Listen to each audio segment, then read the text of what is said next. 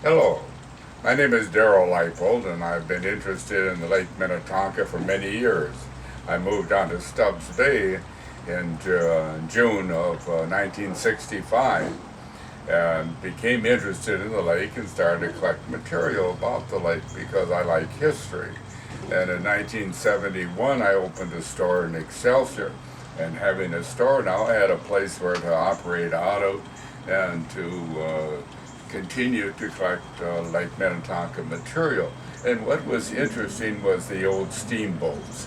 And there was a great variety of the steamboats. The first one, of course, was the Alexander Ramsey, and that was the first steamboat upon Lake Minnetonka. But there were hundreds of them beyond that point, and they were used both for transportation and for excursions. And people would come, and people would tell me about those boats, and I started to collect pictures of them, and so that I had a file that I could go back and refer to. But people kept telling me about the trolley boats, and now the oldest material I have on the trolley boats is early in 1906, and it says, "Watch for the trolley boats to come to Lake Minnetonka."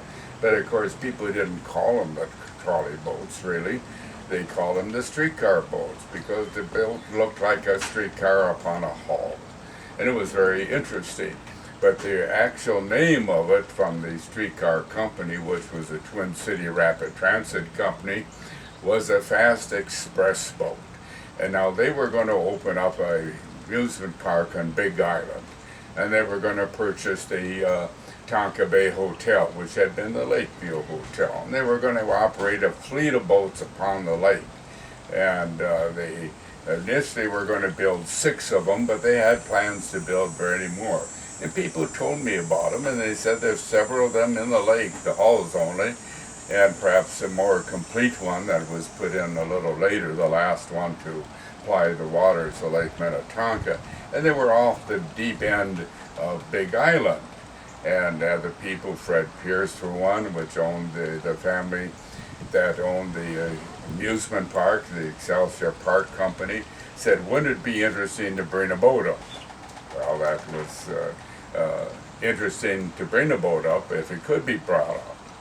But it was interesting. And then one day in 1980, I heard that there was an attempt to bring a boat up.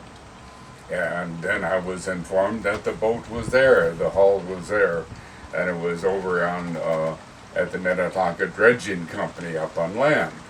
And so I went over there, and there were other people there, and I climbed up and looked at it. The hull was in good shape, pretty much, for being underwater for many, many years, because the boat was built sideways. The deck, though, was built of the boat.